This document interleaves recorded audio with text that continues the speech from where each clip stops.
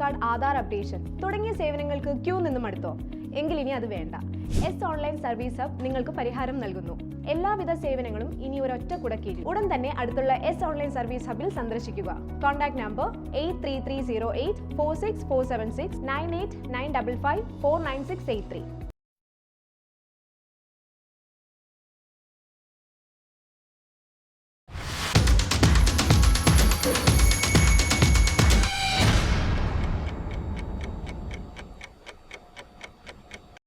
നമസ്കാരം. ഇന്ന് നമ്മോടൊപ്പം ഉള്ളത് കോൺഗ്രസിന്റെ മുതിർന്ന നേതാവ് ശ്രീ PH നാസറാണ്. സ്വാഗതം പരിപാടിയിലേക്ക്. ദീർഘകാലം കോൺഗ്രസിനെ കൊച്ചി നോർത്ത് ബ്ലോക്കിൽ നയിച്ച ഒരു നേതാവ് എന്ന നിലയിൽ ആ കാലവും ഇപ്പോൾ അതിനുശേഷമുള്ള കാലവും ഒന്ന് താരതമ്യപ്പെടുത്താൻ പറ്റും? ഇന്ത്യൻ നാഷണൽ കോൺഗ്രസിൻ്റെ പ്രവർത്തനവുമായി ബന്ധപ്പെട്ട് ഏതാണ്ട് ഒരു 38 കൊല്ലക്കാലമായി ഞാൻ പ്രവർത്തിക്കുന്നു. ഞാൻ ബ്ലോക്ക് പ്രസിഡന്റ് ആകുന്നതിന് മുമ്പ് ബഹുമാന്യായ PK Abdul Latheef block president ആയിരുന്നപ്പോഴും അദ്ദേഹത്തോടൊപ്പം നിന്നുകൊണ്ട് പാർട്ടിയുടെ എല്ലാ മേഖലകളിലും പ്രവർത്തിക്കാൻ എനിക്ക് സാധിച്ചിട്ടുണ്ട്. ആ ഒരു അനുഭവം വെച്ച് ഏതാണ്ട് 10 കൊല്ലത്തോളം ബ്ലോക്ക് പ്രസിഡന്റായിട്ട് പ്രവർത്തിച്ചു. ഇപ്പോൾ നമുക്ക് പുതിയൊരു ബ്ലോക്ക് പ്രസിഡന്റ് വന്നിട്ടുണ്ട്. കോൺഗ്രസിൻ്റെ പ്രവർത്തന രീതിയിൽ അല്ലെങ്കിൽ കോൺഗ്രസിൻ്റെ ഇന്നത്തെ ഈ പ്രതിപക്ഷത്തിരിക്കുന്ന ഒരു പാർട്ടി എന്ന നിലക്ക് അടിക്കടി പരിപാടികൾ വരികയാണ്.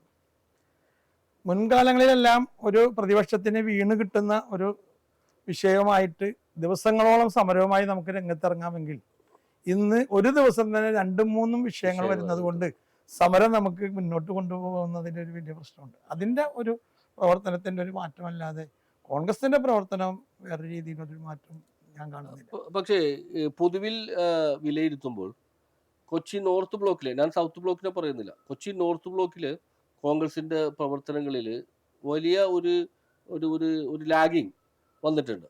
മണ്ഡലം കമ്മിറ്റികളുടെ നേതൃത്വത്തിലുള്ള പരിപാടികൾ നടക്കുന്നുണ്ടെങ്കിലും ഒരു ബ്ലോക്ക് തലത്തിലുള്ള പരിപാടികൾ വളരെ അപൂർവമായി മാറിയിരിക്കുന്നു. അത് എന്തുകൊണ്ടാണ് അങ്ങനെ സംഭവിക്കുന്നത്? അത് KPCCയുടെ പരിപാടികളെല്ലാം തന്നെ മണ്ഡലം തലങ്ങളിലേക്ക് നടത്തുന്നതിന് വേണ്ടിയിട്ടാണ് ആഹ്വാനം വരുന്നത്. ആ സമയങ്ങളിൽ പരിപാടികളെല്ലാം മണ്ഡലങ്ങളിലേക്ക് വിഭജിച്ചു കൊടുക്കും. ബ്ലോക്ക് തലത്തിലുള്ള പ്രാദേശിക പരിപാടികളും മറ്റുള്ളതെല്ലാം നമ്മൾ എല്ലാവരുടെയും ഒരു കൂട്ടായ്മ കൂടി നടത്താനായിട്ടുള്ള ശ്രമങ്ങൾ നടന്നിട്ടുണ്ട്.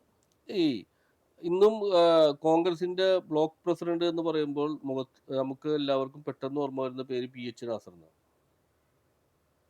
അത് താങ്കൾ ബ്ലോക്ക് പ്രസിഡന്റ് സ്ഥാനത്ത് നിന്ന് മാറിയിട്ടും അതിലൊരു മറ്റൊരു പിന്നെ പേര് നമ്മുടെ മനസ്സിലേക്ക് പെട്ടെന്ന് ഓടി വരുന്നില്ല. എന്തുകൊണ്ടാണ് അങ്ങനെ സംഭവിക്കുന്നത്? ഞാൻ നേരത്തെ സൂചിപ്പിച്ചില്ലേ, പാർട്ടിയുടെ പ്രവർത്തനവുമായി വളരെയധികം കാലം ഞാൻ രംഗത്തുള്ളത് കൊണ്ട് താഴെ തട്ടിലുള്ള പ്രവർത്തകർ മുതൽ മുഴുവൻ പ്രവർത്തകരുമായി നേരിട്ടൊരു ബന്ധം സ്ഥാപിക്കാൻ എനിക്ക് സാധിച്ചിട്ടുണ്ട്. അവരുടെ എല്ലാവരുടെയും ഒരു സഹകരണവും പിന്തുണയും കൊണ്ട് പാർട്ടിയുടെ പ്രവർത്തനങ്ങളെ നല്ല രീതിയിൽ മുന്നോട്ട് കൊണ്ടുപോകാൻ എന്നെ സഹായിച്ചിട്ടുണ്ട്. അതുകൊണ്ടായിരിക്കാം ഇന്നും അവരുടെ മനസ്സുകളിൽ നമ്മൾ പാർട്ടി പ്രവർത്തകരുടെ ഇടയിൽ മാത്രമല്ല, ഞാൻ പറഞ്ഞത് ഞാൻ ഉൾപ്പെടെയുള്ള മാധ്യമ പ്രവർത്തകരും ആദ്യം കോൺഗ്രസിന്റെ ഒരു കാര്യം നോർത്ത് ബ്ലോക്കിലെ പ്രദേശങ്ങളെ സംബന്ധിച്ച് ആലോചിക്കുമ്പോൾ ഓടി വരുന്ന ഒരു പേര് ശ്രീ PH നാസർ, അദ്ദേഹത്തോട് സംസാരിക്കാം എന്നുള്ളതാണ്. അത് എനിക്ക് തോന്നുന്നത് വിവിധ മേഖലകളിൽ നമ്മൾ പ്രവർത്തനത്തിൽ നിൽക്കുന്നത് കൊണ്ട് പല പല രംഗങ്ങളിൽ പ്രവർത്തിക്കുമ്പോൾ കൂടുതൽ ബന്ധങ്ങൾ നമുക്ക് കൂടുതൽ സ്ഥാപിക്കാൻ സാധിക്കും. അതോടൊപ്പം തന്നെ പാർട്ടിയുടെ താഴെത്തട്ടിലുള്ള പ്രവർത്തകരെ കൂട്ടിയോജിപ്പിച്ചുകൊണ്ട് പ്രവർത്തനം കൂടുതൽ നടത്താൻ സാധിച്ചിട്ടുണ്ടാകും. അതുകൊണ്ടായിരിക്കാം ആ ഒരു തോന്നൽ കൂട്ടിയോജിപ്പിക്കൽ ഇപ്പോഴുണ്ടെന്ന് കരുതുന്നുണ്ടോ? ഞാൻ നേരത്തെ സൂചിപ്പിച്ചില്ലേ, കാരണം മണ്ഡലം തലങ്ങളിലേക്കാണ് കൂടുതൽ പരിപാടികൾ വരുന്നത്. അതുകൊണ്ട് മണ്ഡലത്തിൻ്റെ അകത്ത് നിന്ന് പുതിയ മണ്ഡലം പ്രസിഡന്റ്മാർ വരിക, അവരുടെ കഴിവിൻ്റെ പരിധിയിൽ നിന്നുകൊണ്ടുള്ള ഒരു പ്രവർത്തനങ്ങൾ നടന്നു വരുന്നു. കൂടുതൽ സമരങ്ങളുടെ വേലിയേറ്റം, ഇതെല്ലാം ഇതിൻ്റെ ഒരു ചെറിയ ഭാഗമായിട്ട് നിൽക്കുന്നു.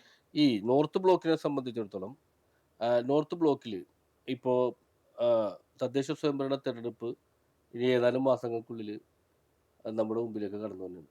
പക്ഷേ കൊച്ചി നോർത്ത് ബ്ലോക്കിൽ പ്രത്യേകിച്ച് പിന്നെ മട്ടാഞ്ചേരി ഫോർട്ട് കൊച്ചി മേഖലയിൽ ഒരു കോൺഗ്രസിന് മത്സരിക്കാൻ സീറ്റിൻ്റെ എണ്ണം കുറയുന്ന ഒരു സാഹചര്യമുണ്ട്. ചോദ്യം നല്ലൊരു ചോദ്യമാണ്. കാരണം കൊച്ചിയിലെ നമ്മൾ 20 കോർപ്പറേഷൻ സീറ്റുകളാണുള്ളത് കൊച്ചി നിയോജക മണ്ഡലത്തിൽ, 2 പഞ്ചായത്തുകളും. ഈ 20 സീറ്റുകളിൽ ഘടകകക്ഷികളും എല്ലാവർക്കും നമ്മൾ വീതം വെച്ച് കഴിയുമ്പോൾ പിന്നീട് നമുക്ക് വരുന്ന സീറ്റിൽ നമുക്കറിയാലോ സാമുദായികമായ ഒരു സന്തുലിതമുള്ള ഒരു പ്രദേശമാണ് കൊച്ചി. അതുകൊണ്ട് തന്നെ സാമുദായികമായിട്ടുള്ള ഒരു വിലയിരുത്തലും ഇതെല്ലാം വരുമ്പോൾ കോൺഗ്രസിൻ്റെ അകത്ത് ഉള്ള ആളുകൾക്ക് മത്സരിക്കുവാനുള്ള ഒരു അവസരം ഉണ്ടെങ്കിലും അവിടെ ചില സ്ഥലങ്ങളിലെല്ലാം കൂടുതൽ സ്ഥാനാർത്ഥികൾ രംഗപ്രവേശനം ചെയ്യുന്നതുകൊണ്ട് കോൺഗ്രസിൻ്റെ സ്ഥാനാർത്ഥികൾ ഫലം പുറത്തു വരുമ്പോൾ പരാജയപ്പെടുന്നതായിട്ടാണ് നമുക്ക് കാണാൻ സാധിക്കുന്നത്. ഇവിടെ ഞാൻ മനസ്സിലാക്കിയെടുത്തോളം കോൺഗ്രസ് എൻ്റെ നേതൃത്വം ഒരു പ്രത്യേക വിഭാഗത്തെ അവഗണിക്കുന്നതായ ഒരു തോന്നല് പൊതുവിലുണ്ടായിട്ടുണ്ട്.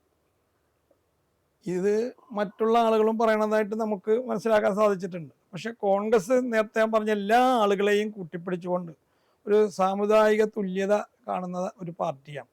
പക്ഷേ കുറെ കാലങ്ങളായിട്ട് കൊച്ചി നോർത്ത് ബ്ലോക്കിൽ പ്രത്യേകിച്ച് നേരത്തെ എടുത്ത് സൂചിപ്പിച്ചതുപോലെ കൊച്ചി നോർത്ത് ബ്ലോക്കിലുണ്ടായിരുന്ന ഒരു നേതൃത്വ ക്ഷാമം, ഇപ്പോൾ ബഹുമാനിയ മരണപ്പെട്ടു പോയ NK ലത്തീഫ് മുതൽ ഇങ്ങോട്ടെടുത്താൽ ഒട്ടനവധി കോൺഗ്രസിൻ്റെ നേതാക്കന്മാർ കടന്നുപോയി. അതിനെ പകരം വെക്കാനോ അല്ലെങ്കിൽ ആ സ്ഥാനത്തേക്ക് ഉള്ള ഒരു ആളുകളെ നമുക്ക് കണ്ടെത്താനോ കഴിഞ്ഞിട്ടില്ല. അതിൻ്റെ ഒരു അഭാവമാണ് നമുക്കുള്ളത്.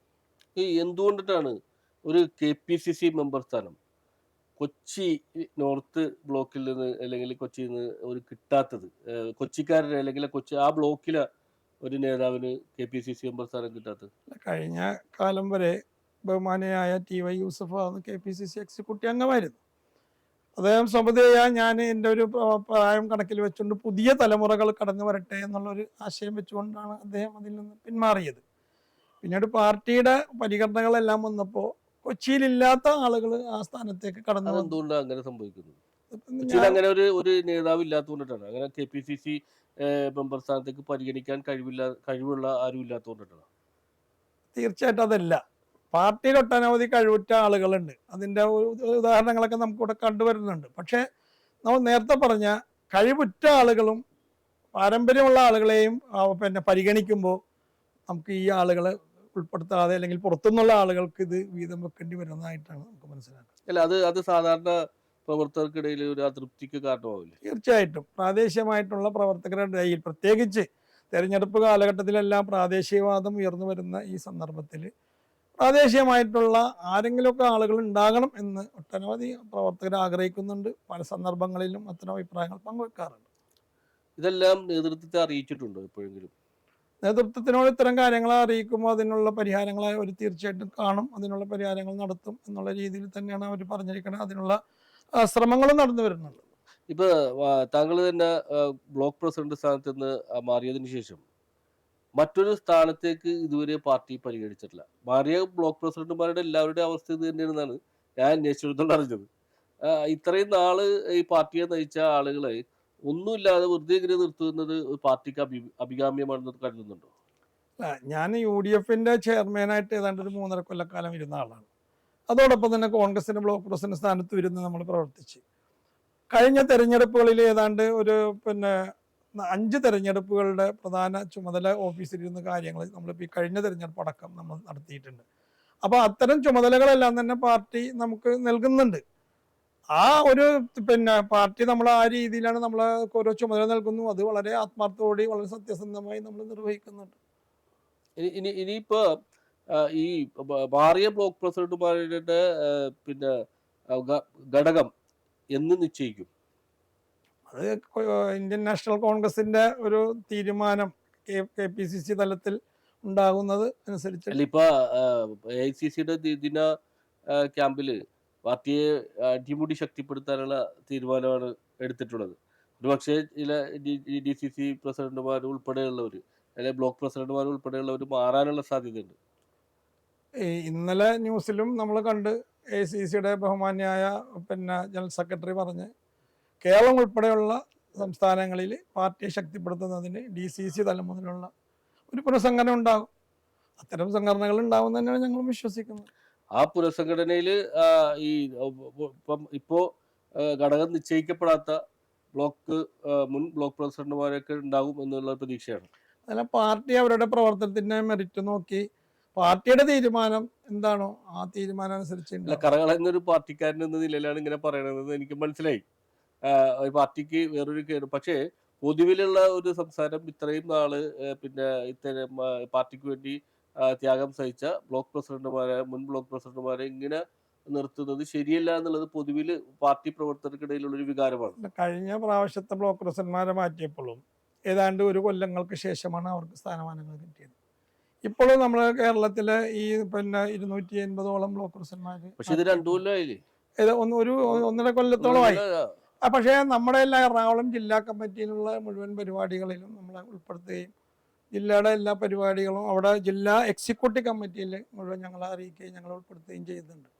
നമ്മളുടെ പ്രവർത്തനത്തെ അവർ അംഗീകരിക്കുന്നുണ്ടെന്നാണ് അതിനെ നമുക്ക് മനസ്സിലാക്കുന്നത്. ഈ കൊച്ചി നോർത്ത് ബ്ലോക്കിൽ പരിഹരിക്കപ്പെട്ടെങ്കിലും ഒരു ചില മണ്ഡലം പ്രസിഡന്റുമാരെ നിശ്ചയിച്ചതിൽ തമ്മിലുള്ള ചില തർക്കങ്ങളൊക്കെ ഉണ്ടായിരുന്നു. ഒരു പക്ഷേ ഇപ്പൊ പരിഹരിക്കപ്പെട്ടു. സ്വാഭാവികമായിട്ട് മുൻപ് ഒരു ഗ്രൂപ്പ് സമവായത്തിലാണ് പോയതെങ്കിൽ ഇന്നിപ്പോൾ അത്തരം സമവായങ്ങളെയൊക്കെ പരിഗണിക്കുന്നതോടൊപ്പം തന്നെ ചില നേതാക്കന്മാരുടെ ചില താല്പര്യങ്ങളും കൂടി സംരക്ഷിച്ചിട്ടാണ് ഈ പ്രാവശ്യത്തെ ഒരു ഇത് വന്നത്. അങ്ങനെ ചില മാറ്റങ്ങൾ ഉണ്ടായി. പക്ഷേ അതെല്ലാം പരിഹരിക്കപ്പെട്ട് ഇപ്പോൾ നല്ല രീതിയിലാണ് കാര്യങ്ങൾ. ഇപ്പൊ തദ്ദേശ സ്വയംഭരണ തെരഞ്ഞെടുപ്പിൽ ഇത്തവണ കോൺഗ്രസിന് മട്ടാഞ്ചേരി മേഖലയിൽ മത്സരിക്കാൻ സീറ്റ് കിട്ടുമെന്നുള്ള പ്രതീക്ഷയുള്ളതുണ്ടോ? ഒന്നും മനസ്സിലായില്ല. കൊച്ചി നോർത്ത് ബ്ലോക്കിന്റെ പരിധിയിൽപ്പെട്ടാലും മട്ടാഞ്ചേരി, ഫോർട്ട് കൊച്ചി. അപ്പൊ കോൺഗ്രസിന് അർഹമായ സീറ്റ് മത്സരിക്കാൻ ഘടകകക്ഷികൾക്കൊക്കെ വീതം വെച്ച് കഴിഞ്ഞിട്ട് മത്സരിക്കാൻ കിട്ടും. സാധാരണ നമുക്ക് കിട്ടുന്ന ആ ഒരു ഇത് ഇവിടെ കാലങ്ങളായിട്ട് തുടർന്നു പോകുന്ന ഒരു പരിപാടി. നിരന്തരമായിട്ട് ചില ഡിവിഷനുകളിലെല്ലാം പെർമനന്റ് ആയിട്ട് നമ്മുടെ ഘടകകക്ഷികൾക്ക് നമ്മൾ കൊടുത്തിരിക്കുന്നു. ഇന്നത്തെ ഇപ്പൊ പുതിയ ഡീലിമിറ്റേഷൻ വെച്ചിട്ട് അതിനകത്തൊക്കെ കുറെ മാറ്റങ്ങൾ വന്നിട്ടുണ്ട്. അതുകൊണ്ട് ഏത് രീതിയിലാകും എന്നുള്ളത് നമുക്ക് ഇപ്പൊ പറയാൻ സാധിക്കില്ല. ഒരു സമുദായത്തിന് വേണ്ടത്ര പരിഗണന കിട്ടുന്നില്ലെന്ന ആക്ഷേപമുണ്ട് കോൺഗ്രസിൽ. ഒരു വിഭാഗം ആളുകളിൽ ഞാൻ നേരത്തെ പറഞ്ഞ കുറെ നേതാക്കന്മാരുടെ ഒരു ഒഴിഞ്ഞുപോക്കുണ്ടായിട്ടുണ്ട്. മരണപ്പെട്ടു പോവുകയും ഒരു വാർദ്ധക്യം കൊണ്ട് മാറിക്കുക. പക്ഷെ അത്തരം സ്ഥലങ്ങളിലേക്കൊന്നും അല്ലെങ്കിൽ അത്തരം ആ ഒഴിവുകളിൽ ആരെങ്കിലുമൊക്കെ ആയിട്ട് പരിഗണിച്ച് ഒരു സന്തുലിത ഏറെക്കാലം UDFന്റെ ചെയർമാൻ സ്ഥാനം കൊച്ചി നോർത്ത് ബ്ലോക്കിലായിരുന്നു. അത് ഒരു പ്രത്യേക ഒരു സമുദായത്തിനും കൊടുത്തിരിക്കുകയും ചെയ്തിരുന്നു, സാമുദായിക സന്തുലിതം ഉറപ്പുവരുത്തുക എന്ന ലക്ഷ്യത്തോടുകൂടി. പക്ഷേ ഇപ്പൊ കുറെ നാളുകളായിട്ട് ആ സാഹചര്യം ഇല്ല. UDF ചെയർമാൻ സ്ഥാനം ആകെ ഉള്ളത് പറയാവുന്നത് ഒരു പ്രധാനപ്പെട്ട സ്ഥാനം കൊച്ചി നോർത്ത് ബ്ലോക്ക് പ്രസിഡന്റ് സ്ഥാനം മാത്രമാണ്. അതിപ്പോൾ നേരത്തെ നമ്മൾ സൂചിപ്പിച്ചത് തന്നെയാണ് വീണ്ടും എനിക്ക് പറയാനുള്ളത്. കാരണം പാർട്ടിയുടെ ചില തീരുമാനങ്ങളെ അതിൻ്റെ അണികൾ അംഗീകരിക്കുന്നു, ഒരു പാർട്ടി പ്രവർത്തകർ എന്നുള്ള നിലക്ക് അത് അംഗീകരിക്കുന്നു. പക്ഷേ കൊച്ചി നോർത്ത് ബ്ലോക്കിലാണ് ഐക്യജനാധിപത്യ മുന്നണിയുടെ സംവിധാനങ്ങളുള്ളത്. മുസ്ലിം ലീഗ് ആണെങ്കിലും മറ്റു ഘടകകക്ഷികളാണെങ്കിലും ഉള്ളത് കൊച്ചി നോർത്ത് ബ്ലോക്കിലാണ്. അതുകൊണ്ട് തന്നെ കഴിഞ്ഞ കാലങ്ങളിലെല്ലാം UDFന്റെ ചെയർമാനും കൺവീനറും എല്ലാം ഈ പ്രദേശത്ത്. ഇപ്പോൾ നമ്മുടെ ഇവിടുന്ന് കഴിഞ്ഞ പ്രാവശ്യം വരെയും ഇവിടുന്ന് തന്നെയായിരുന്നു. മാന്യായ നമ്മുടെ അഗസ്റ്റസ് സിറിലിനെ മാറിയതിന് ശേഷം താൽക്കാലികമായ ഒരു ചുമതല അപ്പുറത്തെ ബ്ലോക്കിലുള്ള ഒരു നമ്മുടെ ജോൺ പഴേരി അദ്ദേഹത്തിന് നൽകിയതാണ്. അത് ഇനി വരുന്ന ദിവസങ്ങളിൽ അതിലൊരു മാറ്റങ്ങൾ ഉണ്ടാവും. എനിക്ക് മനസ്സിലാവുന്നുണ്ട്. PH നാസർ എന്ന് പറഞ്ഞ ആ കോൺഗ്രസ്സുകാരന്റെ മനോവിഷമം എനിക്ക് നന്നായിട്ട് മനസ്സിലാകുന്നുണ്ട്. കാരണം പാർട്ടിയുടെ സംവിധാനത്തെ കുറിച്ച് എതിർത്ത് പറയാൻ ഒരിക്കലും താങ്കൾക്ക് കഴിയില്ല എന്നുള്ളത് തന്നെയാണ്. പക്ഷേ ഞാൻ പറയുന്നത് വളരെ വളരെ ഈ ഒരു പ്രത്യേക രീതിയിൽ കൊച്ചി നോർത്ത് ബ്ലോക്കിൽ ഒരു ഭാഗം പിന്തള്ളപ്പെട്ടു പോകുന്നുണ്ട്. യാഥാർത്ഥ്യമാണ്. ഈ പറഞ്ഞതിനകത്ത് ഞാൻ അതിനെ അംഗീകരിക്കണില്ല. കാരണം പാർട്ടി പ്രവർത്തകരാകുമ്പോൾ നമ്മുടെ പ്രവർത്തനത്തിൻ്റെ അകത്തുണ്ടാകുന്ന കയറ്റുറക്കം പോലെ തന്നെ സ്ഥാനമാനങ്ങളിലെല്ലാം കയറ്റുറക്കം ഉണ്ടാവും. അതെല്ലാം ഉൾക്കൊണ്ട് തന്നെ ഇന്ന് നാട് അഭിമുഖീകരിക്കുന്ന ഒരു പ്രശ്നം, പ്രത്യേകിച്ച് കോൺഗ്രസിന് കേരളത്തിലും ഇന്ത്യയിലും കോൺഗ്രസിനെയാണ് ജനങ്ങൾ ഉറ്റുനോക്കുന്നത്. ഒരു ഭരണത്തിനെതിരായിട്ട് ശബ്ദിക്കാൻ കഴിവുള്ള ഒരു പാർട്ടി ഇന്ത്യൻ നാഷണൽ കോൺഗ്രസ് ആണെന്ന് മനസ്സിലാക്കി കോൺഗ്രസിൽ ജനങ്ങൾ പ്രതീക്ഷ അർപ്പിക്കുമ്പോൾ ആ കോൺഗ്രസിനെ ഉയർത്തിക്കൊണ്ടതിൻ്റെ ചുമതല കോൺഗ്രസിൻ്റെ ഒരു ബൂത്ത് പ്രസിഡന്റ് മുതൽ മുഴുവൻ ആളുകൾക്കുണ്ട്. ആ ഒരു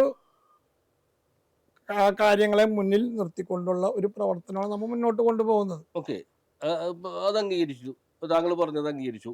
എ ഗ്രൂപ്പ് എന്ന് പറഞ്ഞൊരു ഗ്രൂപ്പ് ഉണ്ടായിരുന്നു കോൺഗ്രസിനകത്ത്.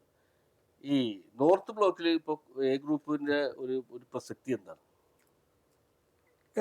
കുറച്ച് കാലങ്ങൾക്ക് മുമ്പ് വരെ ഗ്രൂപ്പുകൾക്ക് ഒരു വലിയ പ്രസക്തി കൊടുത്തിരുന്നതാണ്.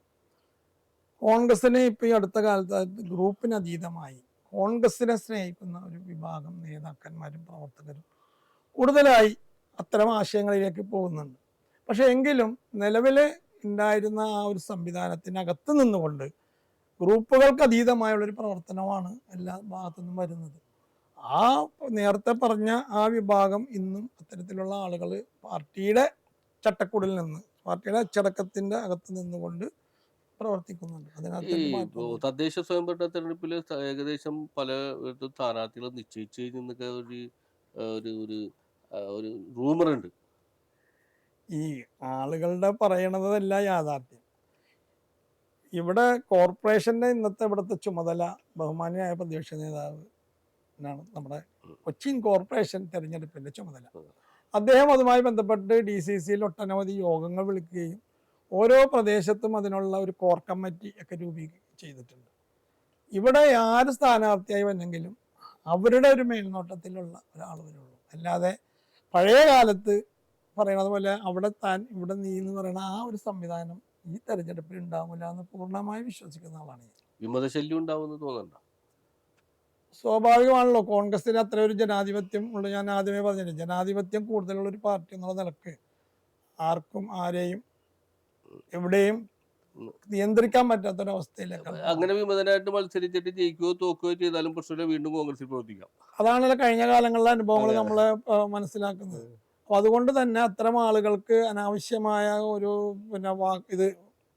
വാഗ്ദാനം കൊടുക്കാതെ എല്ലാവരെയും പ്രവർത്തന രംഗത്ത് സജ്ജമാക്കണം എന്നുള്ളതാണ് നമ്മൾ ഉദ്ദേശിക്കുന്നത്. അത്തരം കാര്യങ്ങളിൽ ഇടപെടാറുണ്ടോ? അങ്ങനെ ആർക്കും ഒരു വാഗ്ദാനം കൊടുക്കാനൊന്നും ഞങ്ങൾ ഇതിനു മുമ്പും ചെയ്തിട്ടില്ല, ഇപ്പോഴും ചെയ്യുന്നില്ല. അതുപോലെ തന്നെ കൊച്ചി നിയോജക മണ്ഡലം രൂപീകൃതമായതിനു ശേഷം 3 തെരഞ്ഞെടുപ്പ് കഴിഞ്ഞു. 4ാമത്തെ തെരഞ്ഞെടുപ്പ് 2026 വരും.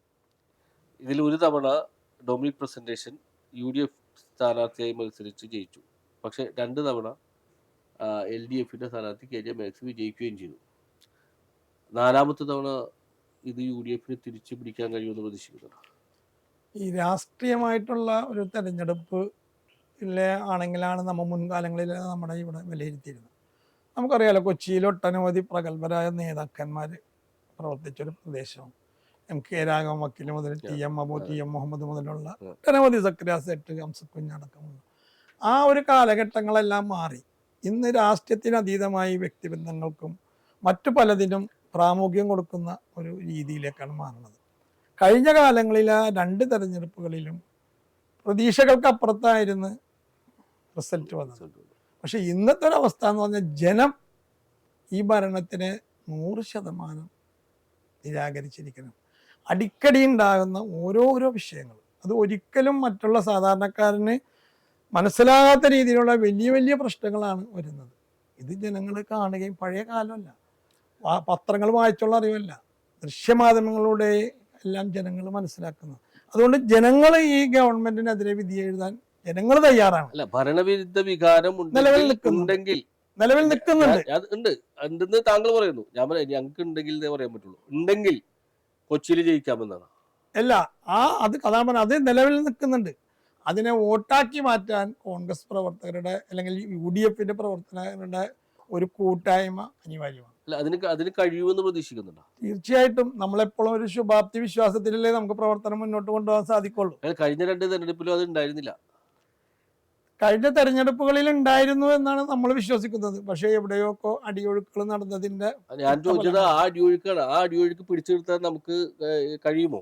ഇനി ആ തരങ്ങളിലുള്ള ഒരു പ്രവർത്തനങ്ങൾക്ക് ഉണ്ടാവില്ല എന്ന് തന്നെയാണ് ഞാൻ വിശ്വസിക്കുന്നത്. കാരണം ആ രീതിയിൽ കുറ്റമറ്റ രീതിയിലുള്ള പ്രവർത്തനങ്ങൾക്ക് തുടക്കം കുറിച്ചിട്ടുണ്ട്. അത് ഏതുവരെ പോകും എന്നുള്ളതിനെ കുറിച്ച്, ഒരു ജനപ്രതിനിധിയെ കുറിച്ച്, പിന്നെ ഇപ്പൊ നിലവിലെ കൊച്ചി മണ്ഡലം MLA ഒരു ജനപ്രതിനിധി എന്ന നിലയിൽ താങ്കളുടെ വിലയിരുത്തലെന്താ? കൊച്ചി MLA സംബന്ധിച്ചിടത്തോളം വ്യക്തിപരമായി നമ്മൾ അദ്ദേഹത്തെ നല്ലൊരു വ്യക്തിയാണ്. കൊച്ചിയുടെ അടിസ്ഥാന പ്രശ്നങ്ങളിലേക്ക് അദ്ദേഹത്തിന് ഇറങ്ങി ചെല്ലാൻ പറ്റിയിട്ടില്ല. കൊച്ചിയിലെ അടിസ്ഥാന പ്രശ്നങ്ങൾ ഒട്ടനവധിയാണ്. ഇപ്പം ഞാൻ 2010 മത്സരിക്കുമ്പോൾ ഞാൻ ഉയർത്തിയ ഒരു മുദ്രാവാക്യമാണ് നമ്മുടെ അറവുശാല. അതേപോലെ തന്നെ നമ്മുടെ കപ്പലണ്ടി മുക്കിൽ നിന്ന് നമ്മൾ പിന്നെ അങ്ങോട്ട് പോകുമ്പോൾ കോർപ്പറേഷൻ്റെ ഒരു വലിയ ഏരിയ കിടക്കുന്നുണ്ട്. ഉം. അത് വളരെ സാമൂഹ്യ വിരുദ്ധരൊക്കെ ഇന്ന് പിന്നെ കൂട്ടാറുന്ന ഒരു സ്ഥലമായി മാറിയേക്കണം. അവിടെയെല്ലാം ഒട്ടനവധി പദ്ധതികളൊക്കെ നമുക്ക് കൊണ്ടുവരാൻ സാധിക്കുകയാണ്.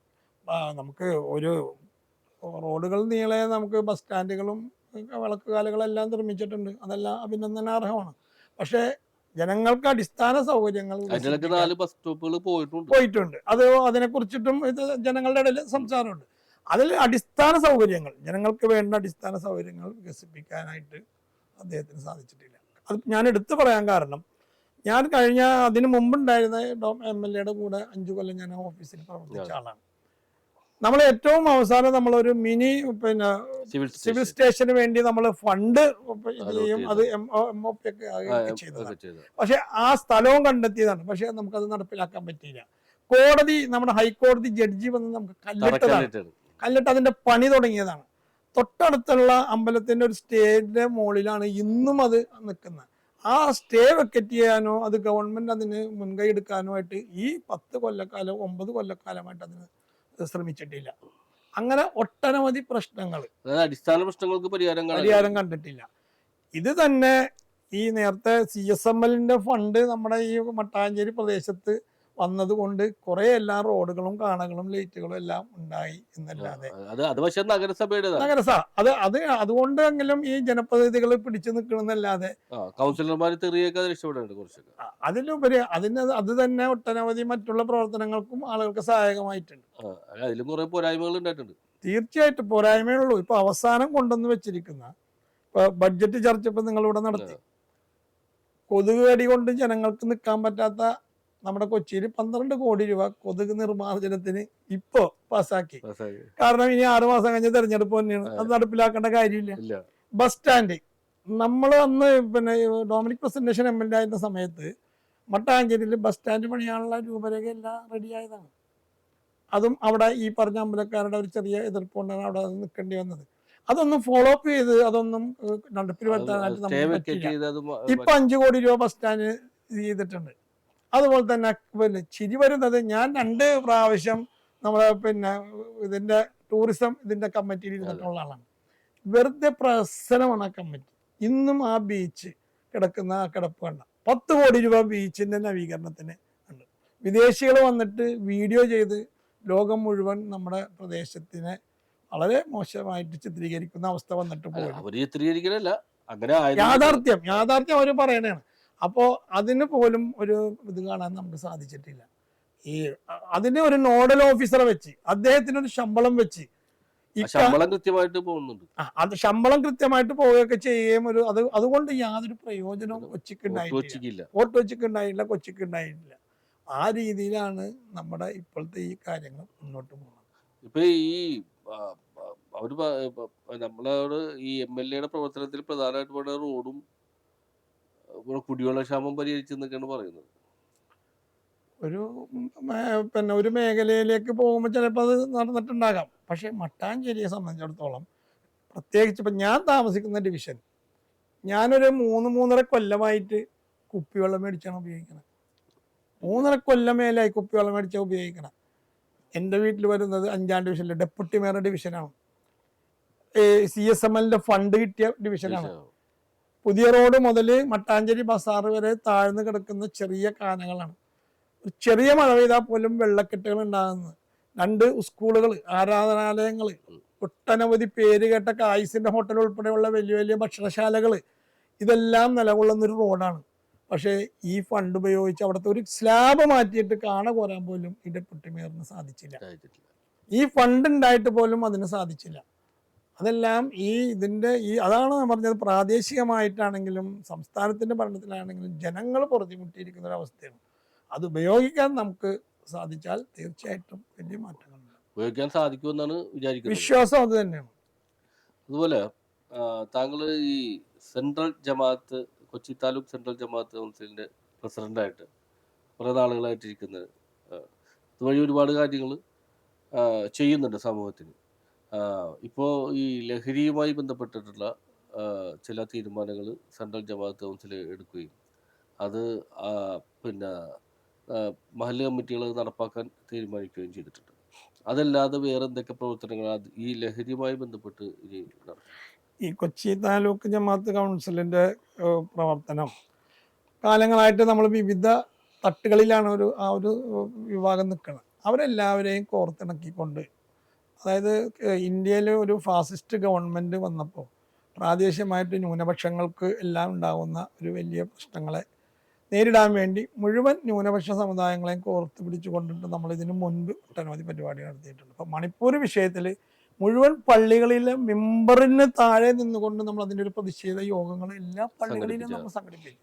അതിൻ്റെ ഉദ്ഘാടനം ജില്ലാ പ്രസിഡന്റ് അഹമ്മദ് കബീർ വന്നിട്ടാണ് നമ്മൾ നടത്തിയത്. അങ്ങനെ ഒട്ടനവധി അപ്പം പിന്നെ ന്യൂനപക്ഷങ്ങളുടെ പ്രശ്നങ്ങളിൽ നമ്മൾ ഒരു സമുദായത്തിൽ മാത്രമല്ല ന്യൂനപക്ഷ വിഷയങ്ങളിൽ നമ്മൾ ഇടപെടാൻ നമ്മൾ ശ്രമിച്ചിട്ടുണ്ട്. അതുപോലെ തന്നെയാണ് ഈ ലഹരിയെ നമ്മൾ കാണുന്നത്. ലഹരി ഒരു വിഭാഗത്തെ അല്ല, നമ്മുടെ പ്രദേശത്തെ മുഴുവനായി ബാധിക്കുന്ന ഒരു വിഷയമാണ്. അതുകൊണ്ട് മുഴുവൻ ആളുകളെയും, മുഴുവൻ സാമുദായിക രാഷ്ട്രീയ സാമൂഹിക സംഘടനകളെയും ഒരുമിപ്പിച്ചുകൊണ്ട് ഒരു കോർ കമ്മിറ്റിക്ക് രൂപം നൽകി ഒരു നീണ്ടു നിൽക്കുന്ന ഒരു പരിപാടികൾക്ക് ആസൂത്രണം ചെയ്യണം. ജനപ്രതിനിധികളെല്ലാവരും അതിനകത്ത് MLA ആയാലും MP ആണെങ്കിലും മുഴുവൻ ജനപ്രതിനിധികളെയും ഉൾപ്പെടുത്തിക്കൊണ്ട് നല്ല രീതിയിൽ അതിൻ്റെ ഒരു പ്രവർത്തനം കൊണ്ടുപോയി നമ്മുടെ പ്രദേശത്ത് നിന്ന് പരമാവധി ഇതിനെ നമുക്ക് തുടച്ചു നീക്കാൻ സാധിക്കുകയും പുതുതലമുറയ്ക്ക് ജീവിത സൗകര്യം ഒരുക്കുകയും വേണം. അതോടൊപ്പം തന്നെ കുടുംബത്തിൻ്റെ അകത്തൊരു ശാന്തത. നമ്മളൊരു 1.5 കൊല്ലങ്ങൾക്ക് മുമ്പ് തുടങ്ങിയതാണ്. നമ്മളതിനൊരു ബുക്ക്ലെറ്റ് അടിച്ച് മഹല്ലുകളുടെ കീഴിൽ, ജമാഅത്ത് പള്ളികളുടെ കീഴിൽ മുഴുവൻ വീടുകളിൽ നമ്മളത് കൊണ്ടു കൊടുത്ത്, പറമ്പുകൾ ബേസിൽ ഖത്തീബുമാരെയും മറ്റുള്ളവരെയും വെച്ചുകൊണ്ട് നമ്മൾ ക്ലാസ്സുകൾ നടത്തി. അതിനകത്തെല്ലാം ബഹുമാനിയായ MLAയും അന്നത്തെ പോലീസ് ഉദ്യോഗസ്ഥരെല്ലാം സംബന്ധിച്ചതാണ്. പിന്നീട് പെട്ടെന്ന് ഇപ്പോൾ ഉണ്ടായ ഒരു വലിയ ഇത് കേരള സംസ്ഥാനത്തൊട്ടൊക്കെ ഉണ്ട്, നമ്മുടെ പ്രദേശത്തും അത്തരത്തിൻ്റെ ഒരു ബാധ്യത വന്നപ്പോൾ അതിനെ മുൻകൈ എടുത്ത് ഇറങ്ങണമെന്ന് തോന്നിയത് കൊണ്ടാണ് അങ്ങനെ ഒരു പ്ലാറ്റ്ഫോം ഉണ്ടാക്കി മുഴുവൻ 7 മഹല്ലും 39ഓളം ജമാഅത്ത് പള്ളികളാണ് കൊച്ചി താലൂക്കിന് കീഴിലുള്ളത്. ഇവരെല്ലാവരും ഒരു ചരടിൽ കോർത്ത പോലെയാണ് നമ്മൾ പ്രവർത്തിക്കുന്നത്. അവിടെ മറ്റു പല മുസ്ലിം സമുദായത്തിൽ തന്നെ ഒട്ടനവധി വിവിധ സംഘടനകൾ, പക്ഷേ എല്ലാ ആളുകളും ഈ ഒരു വിഷയത്തിൽ ഒരു പ്ലാറ്റ്ഫോമിൽ വന്നു ചേരാൻ തയ്യാറാണ്. അതോടൊപ്പം തന്നെ രാഷ്ട്രീയ സാമൂഹിക പദ്ധതികളെയും ഉൾപ്പെടുത്തിക്കൊണ്ട് നമ്മൾ വിവിധ സ്ഥലങ്ങളിൽ ഇത്തരം പരിപാടികൾ വെച്ചുകൊണ്ട് നമ്മുടെ മനസ്സിലൊരാശയമാണ് അത് നമ്മൾ കൂട്ടായി തീരുമാനിച്ചിട്ട് അത് നടത്തണോ നടത്തണ്ടേന്ന് തീരുമാനിക്കണം. നമ്മളൊരു കൂട്ടായ തീരുമാനത്തിനാണ് നമ്മൾ അതിനകത്ത് പ്രാമുഖ്യം കൊടുക്കണം. നമ്മൾ മേഖലകളായി തിരിച്ച് കൊച്ചങ്ങാടി, ഫോർട്ട് കൊച്ചി, മട്ടാഞ്ചേരി ഒക്കെ അങ്ങനെ മേഖലകളായിട്ട് തിരിച്ചുകൊണ്ട് വിവിധ പരിപാടികൾ നടത്തി അവസാനം ഒരു ജനകീയ മാർച്ച് നമ്മൾ നടത്തിക്കൊണ്ട് നമ്മുടെ കൊച്ചിയിൽ ഒരു ഹാഫ് ഡേ കൊച്ചി മുഴുവൻ എല്ലാവരും ഇതിനകത്ത് പങ്കാളികളാകുവാൻ വേണ്ടി എല്ലാവരും കടകമ്പോളങ്ങൾ അടച്ച് ഇതിനകത്ത് ഭാഗമൊക്കെ ആകാൻ ഉള്ള ഒരു ശ്രമമാണ് നമ്മുടെ മനസ്സിലുള്ള ഒരാശയം. അത് വിവിധ കക്ഷികളുമായി നമ്മൾ പങ്കുവച്ചിട്ടുണ്ട്. എല്ലാവരും അതിന് വലിയ സ്വാഗതം ചെയ്തിട്ടുണ്ട്. അടുത്ത ദിവസങ്ങളിൽ നമ്മളതിൻ്റെ യോഗം വിളിച്ചു കൂട്ടുകയും വിപുലമായ അത്തരം പരിപാടികൾക്ക് നേതൃത്വം കൊടുക്കാൻ മുഴുവൻ MLA അടക്കമുള്ള ആളുകൾ അതിന് മുഴുവൻ സമയം സഹകരിച്ചോളാന്ന് വാഗ്ദാനം ചെയ്തിട്ടുണ്ട്.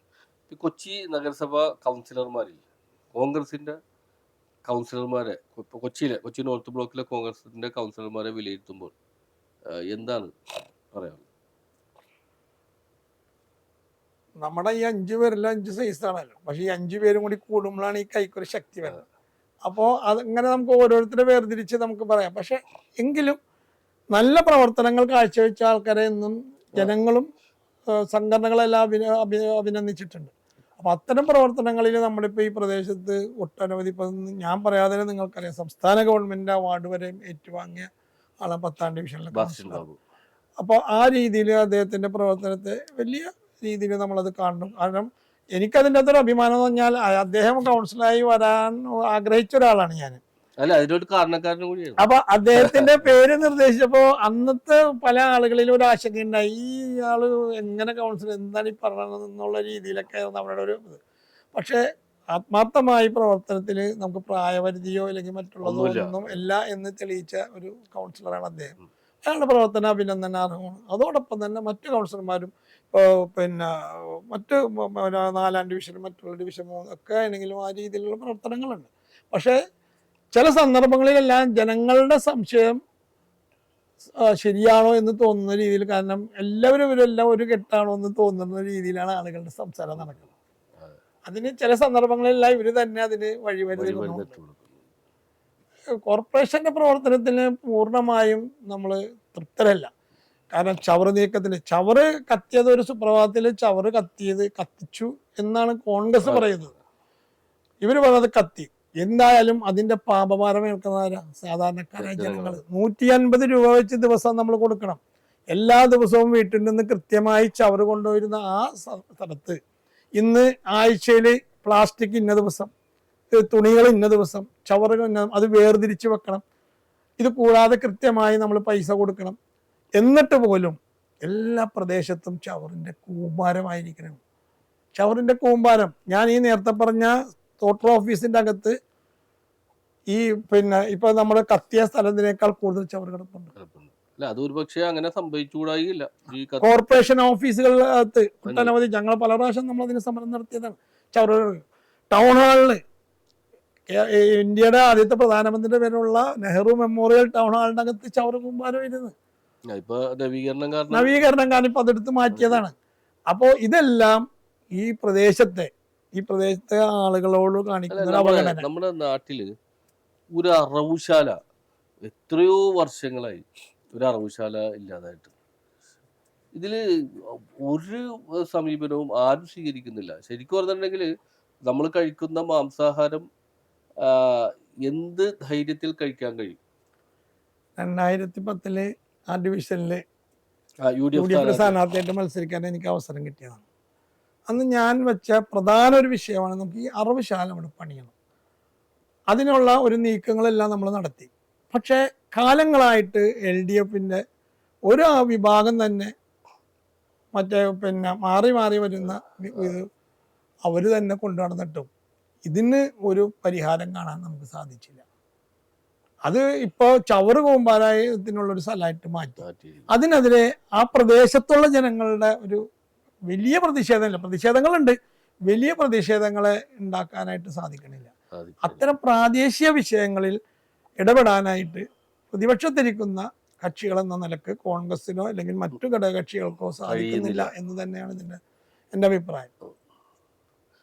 അപ്പോൾ ഏകദേശം നമ്മൾ എല്ലാ വഴിയിൽ കൂടി സഞ്ചരിച്ചതായിട്ടാണ് ഞാൻ വിലയിരുത്തുന്നത്. അവസാനമായിട്ട് ഞാനൊരു ചോദ്യം കൂടി ചോദിക്കുകയാണ്. ഇടക്കാലത്ത് കൊച്ചി നോർത്ത് ബ്ലോക്ക് കമ്മിറ്റിയുടെ പ്രസിഡന്റ് മാറും എന്നുള്ളൊരു ശ്രുതി ഉണ്ടായിരുന്നു, ഒരു പ്രചരണം ഉണ്ടായിരുന്നു. അദ്ദേഹം രാജിവെച്ചെന്നോ അപ്പോൾ ഒക്കെ ഉള്ളൊരു പ്രചരണം ഉണ്ടായിരുന്നു. അതിലൊക്കെ വല്ല അടിസ്ഥാനം ഉള്ള കാര്യമാണ്. കോൺഗ്രസിൻ്റെ അകത്ത് ഒരു വിഭാഗം നമ്മുടെ സാധാരണ ബ്ലോക്ക് പ്രസിഡന്റ്മാർ നിശ്ചയിച്ച് നേരത്തെ, ഇനി നിശ്ചയിക്കണം എങ്ങനെയെന്ന് അറിയില്ല, നേരത്തെ വെച്ച് കഴിഞ്ഞാൽ ആരായിരുന്നോ അത്തരം ആളുകൾക്ക് തന്നെയാണ് നൽകിയിരുന്നത്. കേരളത്തിലെ എല്ലാ സ്ഥലത്തും അങ്ങനെയാണ് നൽകിയത്. അതിൻ്റെ അടിസ്ഥാനത്തിലാണ് നമ്മളെ പുതിയ ബ്ലോക്ക് പ്രസിഡന്റ് വന്നത്. ആ ബ്ലോക്ക് പ്രസിഡന്റ് വന്നോന്ന് ഏറ്റവും കൂടുതൽ ആഗ്രഹിച്ച ആളുകളാണ് നമ്മളെല്ലാം തന്നെ. അതുകൊണ്ട് തന്നെ അദ്ദേഹത്തിന്റെ പ്രവർത്തനത്തെ നമ്മളെല്ലാം സാധിക്കുമ്പോൾ സ്വാഭാവികമായിട്ടും നമുക്കറിയാലോ, ഒരു നാണയത്തിന് രണ്ട് വശങ്ങളുണ്ട്. അപ്പോൾ മറുവശത്തു നിന്നുണ്ടാവുന്ന കുറേ പ്രഷറിനെ അഭിമുഖീകരിക്കാനായിട്ട് അദ്ദേഹം അതിനെ കുറേ പരമാവധി ആള് നോക്കിയിട്ടുണ്ട്. പക്ഷെ അതെന്നെല്ലാം മാറ്റിക്കൊണ്ട് നല്ല രീതിയിൽ ആ പ്രവർത്തനങ്ങളൊക്കെ കൊണ്ടുപോകാൻ അദ്ദേഹത്തിന് സാധിക്കുന്നുണ്ട്. പിന്നെ ഞാൻ പറഞ്ഞ സമരങ്ങളുടെ വേലിയേറ്റമാണ് ഒരു സമരവും ശ്രദ്ധിക്കപ്പെടാതെ പോണതെന്നാണ്. അതിനൊരു ഇത് കാരണം അടിക്കടി പ്രശ്നങ്ങൾ ഉണ്ടാകുന്നത് കൊണ്ട് സമരങ്ങളുടെ വേലിയേറ്റം കൂടുതലാണ്. പക്ഷേ ഈ ഇപ്പുറത്തെ ബ്ലോക്കിൽ അങ്ങനെ സംഭവിക്കില്ല. ഇപ്പുറത്തെ ബ്ലോക്കിൽ എവിടെയും ബ്ലോക്ക് പ്രസിഡന്റിന്റെ ഒരു സാന്നിധ്യം ഉണ്ടാകുന്നുണ്ട്. മണ്ഡലത്തിലാണെങ്കിലും ഇപ്പൊ മണ്ഡലങ്ങളിൽ നടക്കുന്ന സമരങ്ങളിലാണെങ്കിലും ബ്ലോക്ക് പ്രസിഡന്റ് എന്നുള്ള ഒരാള് എപ്പോഴും ഇങ്ങനെ മുമ്പിൽ നിൽക്കുന്നുണ്ട്. അപ്പുറത്തെ ബ്ലോക്കിൽ 5 മണ്ഡലങ്ങളാണ്. അതിൽ 3 മണ്ഡലങ്ങൾ നമ്മുടെ ഇതിന്റെ കീഴിലാണ്. കോർപ്പറേഷനിൽ ആകെ 2 മണ്ഡലങ്ങളിൽ 5 ഡിവിഷൻ മാത്രമാണ്. ഈ തോപ്പുപടിയും പള്ളുരുത്തി മണ്ഡലങ്ങളുടെ പരിപാടികളാണ് അവിടെ കൂടുതലായിട്ട് നടക്കുന്നത്. ബാക്കി കുമ്പളങ്ങി എല്ലാം പഞ്ചായത്തിന്റെ രീതിയിൽ അവിടെ നടക്കുന്നു, കണ്ണമാലി ചെല്ലാനത്ത് നടക്കുന്നു. മറിച്ച് നമ്മളിവിടെ 7 മണ്ഡലങ്ങളാണ്. 7 മണ്ഡലങ്ങളെയും കൂടി കൂട്ടി യോജിപ്പിച്ചുകൊണ്ട് നമുക്ക് പരിപാടികൾ കൊണ്ടുപോകുമ്പോൾ അതിൻ്റെതായ കുറേ ഉണ്ട്. അതുകൊണ്ടാണ് ഇവിടെ മണ്ഡലം തലത്തിൽ പരിപാടികൾ കൂടുതൽ നടക്കുന്നത് കൊണ്ടാണ് ശ്രദ്ധിക്കാതെ പോകുന്നത്. ഈ മണ്ഡലം തലത്തിൽ നടക്കുന്ന പരിപാടിയിലും ബ്ലോക്ക് പ്രസിഡന്റിന്റെ സാന്നിധ്യം ഉണ്ടാകുന്നില്ലെന്ന്. ബ്ലോക്ക് പ്രസിഡന്റിന്റെ സാന്നിധ്യം വേണ്ട സമയത്ത് അദ്ദേഹം അവിടെ കോൺഗ്രസിന്റെ പരിപാടികളിൽ, കോൺഗ്രസിന്റെ ബ്ലോക്കിന്റെ പരിപാടികളിൽ അദ്ദേഹം അധ്യക്ഷനായി ബ്ലോക്ക് KPCC ഇടുന്ന പരിപാടികൾ അത് മാത്രം മതിയോ? KPCC ബ്ലോക്ക് തലത്തിൽ പരിപാടികൾ ഇട്ടാൽ തീർച്ചയായിട്ടും KPCCയും DCC ഇടുന്ന പരിപാടികൾ മാത്രം കോൺഗ്രസിന് മതിയോ? അല്ല, പ്രാദേശിക വിഷയങ്ങൾ ഞാൻ നേരത്തെ പറഞ്ഞ പ്രാദേശിക വിഷയങ്ങൾ മണ്ഡലം തലങ്ങളിലാണ് മണ്ഡലം തലങ്ങളിൽ ഉയർത്തിക്കൊണ്ടുവരുന്നില്ല. മണ്ഡലം തലങ്ങളിൽ പുതിയ നേതൃത്വത്തിന് അത്തരത്തിലേക്ക് ഇറങ്ങി വരാനായിട്ടില്ല. പുതിയ നേതൃത്വം എല്ലാ മണ്ഡലങ്ങളിലും പുതിയ നേതൃത്വം വന്നു അവരുടെ കഴിവിന്റെ പരമാവധി അവരുടെ പ്രവർത്തനം പോകുന്നുണ്ട്. പക്ഷെ അവർക്ക് ഈ പറഞ്ഞ പോലെ നിലത്ത് നിന്നാലാണ് അവർക്ക് എന്തെങ്കിലും അഭ്യാസം കാണിക്കാൻ പറ്റുള്ളൂ. അതായത് ഈ നേതൃത്വം ഇങ്ങനെ പരിപാടി ഇട്ടുകൊണ്ടിരിക്കൊണ്ട് പ്രാദേശിക പരിപാടികൾ ശ്രദ്ധിക്കാൻ കഴിയുന്നില്ല. നിരന്തരമായി പരിപാടികൾ KPCC DCC നേരത്തെ അങ്ങനെയല്ലായിരുന്നു. ഇപ്പൊ ഇന്നലെ ഗ്യാസ് വർധനവിനെതിരെ സമരം നടന്നു. മിനിയാന്ന് സമരം ഉണ്ടായിരുന്നു. അതിന്റെ തലേന്ന് എറണാകുളത്ത് അതിന്റെ തലേന്ന് സമരം ഉണ്ടായിരുന്നു. അപ്പൊ എല്ലാ ദിവസവും പ്രത്യേകിച്ച് മട്ടാഞ്ചേരി തൊഴിലാളി മേഖലയാണ്. സാധാരണക്കാരായ ജനങ്ങൾ തിങ്ങി താമസിക്കണം. അവർ തൊഴിലെടുത്താലാണ് അവരുടെ കുടുംബം കഴിയുള്ളൂ. അപ്പൊ എല്ലാ ദിവസവും പരിപാടിയുമായിട്ട് മുന്നോട്ട് പോകാനായിട്ട് സാധിക്കൂല. അപ്പൊ ഇതുകൊണ്ട് കൊറോണ വന്നത് കൊണ്ട് നമുക്ക് ഗവൺമെന്റിന്റെ ആ ഒരു റെസ്ട്രിക്ഷനിൽ 4 പേരെ വെച്ച് സമരം നടത്തി ശീലിച്ചത് കൊണ്ട് നമുക്ക് അതിലത് വലിയൊരു പ്രശ്നമില്ല. എല്ലാ രാഷ്ട്രീയ പാർട്ടിയും ആ രീതിയിൽ. പിന്നെ ഇത് നമ്മുടെ കോൺഗ്രസിന് മാത്രമുള്ള ഒരു വിഷയമല്ല. രാഷ്ട്രീയ പ്രസ്ഥാനങ്ങളിൽ പുതിയ തലമുറ കടന്നു വരുന്നില്ല. ഒരു രാഷ്ട്രീയ പാർട്ടിയിലും പുതുതലമുറ കടന്നു അവരവരുടേതായ മേഖല, അവരുടെ തൊഴിൽ, അവരുടെ മേഖല അവർ കണ്ടെത്തി. രാഷ്ട്രീയം കൊണ്ട് അവർക്ക് യാതൊരു കാര്യങ്ങളില്ല എന്നാണ്. എന്നാൽ അത്തരം ആളുകളുടെ എല്ലാ പ്രശ്നങ്ങളും അവർ രാഷ്ട്രീയ നേതാക്കന്മാരെ അല്ലെങ്കിൽ ജനപ്രതിനിധികളെ കണ്ടുകൊണ്ട് കാര്യങ്ങൾ നടത്തും. പക്ഷേ ഈ പ്രവർത്തനത്തിന് നേടാൻ വേറെ വിഭാഗം അവരെ ആശ്രയിക്കും അത്തരം കാര്യങ്ങളിൽ. പക്ഷേ ഇത്തരം പ്രവർത്തനങ്ങൾക്കൊന്നും അവർക്ക് താല്പര്യമില്ല. അതാണ് യൂത്ത് കോൺഗ്രസും KSU എല്ലാം വലിയ രീതിയിൽ പ്രവർത്തനം പുറകിലൊക്കെ പോയി. മുൻകാലങ്ങളിൽ ഞാൻ യൂത്ത് കോൺഗ്രസിന്റെ മണ്ഡലം പ്രസിഡന്റായിരുന്നു. അത് പറഞ്ഞപ്പോഴാണ് യൂത്ത് കോൺഗ്രസ് കൊച്ചി നോർത്ത് ബ്ലോക്കിലുണ്ടോ? അവിടെയാണ് ഈ പറയുന്നത് യൂത്ത് കോൺഗ്രസ് മുൻകാലങ്ങളിൽ നടത്തിയ സമര പരിപാടികളിൽ ഒട്ടനവധിയാണ്. പക്ഷെ അനവധിയാണ് യൂത്ത് കോൺഗ്രസിന്റെ ഒരു പോരാട്ടമാണ്. അത് കാരണം വെച്ചാൽ അന്ന് യൂത്ത് കോൺഗ്രസിന് നോമിനേറ്റഡ് ആണ്. അപ്പോൾ ഒരു കമ്മിറ്റി നോമിനേറ്റ് ചെയ്യുമ്പോൾ ആ കമ്മിറ്റിക്ക് പ്രവർത്തിക്കാൻ സാധിക്കുമായിരുന്നു. ഇന്ന് യൂത്ത് കോൺഗ്രസിൻ്റെ അകത്ത് തെരഞ്ഞെടുക്കപ്പെടുന്ന ആളുകൾ വന്നപ്പോൾ 1-2 ആളുകളായിട്ട് കമ്മിറ്റി ചുരുങ്ങി. ഒരു പ്രസിഡന്റ്, ഒരു വൈസ് പ്രസിഡന്റുമായി, പിന്നെ ആളില്ല. ഈ 2 പേർക്ക് ഈ പരിപാടിയായിട്ട് മുന്നോട്ട് കൊണ്ടുപോകാൻ സാധിക്കുന്നില്ല. അപ്പോൾ ബാക്കിയുള്ള ആളുകളെങ്കിലും അതിൽ നോമിനേറ്റ് ചെയ്തുകൊണ്ട് ആ കമ്മിറ്റി പൂർണ്ണമാക്കി കൊടുത്താൽ നേതൃത്വത്തിന് കഴിഞ്ഞു. ഇപ്പോഴും ബ്ലോക്ക് കമ്മിറ്റി പരിപൂർണമാക്കാൻ പറ്റിയിട്ടില്ല. അതിന് അതാത് സമയങ്ങളിൽ നമുക്ക് അത്തരം പ്രവർത്തനങ്ങൾ അല്ലെങ്കിൽ അങ്ങനെ തീരുമാനങ്ങൾ എടുക്കാൻ ഇതിന്റെ നേതൃത്വത്തിന് പറ്റാത്തതാണ് സമരത്തിന്റെ ഒരു ചെറിയ പോരായ്മ വന്നത്. അപ്പൊ വരുന്ന പുനഃസംഘടനയിൽ കോൺഗ്രസ് അർഹമായ ഒരു സ്ഥാനം ശ്രീ PH നാസർ എന്ന കോൺഗ്രസിന്റെ മുതിർന്ന നേതാവിന് ലഭിക്കട്ടെ എന്നും അത് ലഭിക്കുമെന്ന് നമുക്ക് ഉറപ്പുണ്ട്. വീണ്ടും പൊതുരംഗത്ത് കൂടുതൽ സജീവമായി കൂടുതൽ പൊതുരംഗത്തേക്ക് കോൺഗ്രസിന്റെ ഒരു മുഖമായിട്ടാണ് ഇപ്പോൾ കൊച്ചിയിൽ നിൽക്കുന്നത്. അത് എന്നും നിലനിൽക്കട്ടെ എന്നും ഞങ്ങൾ ആശംസിക്കുന്നു.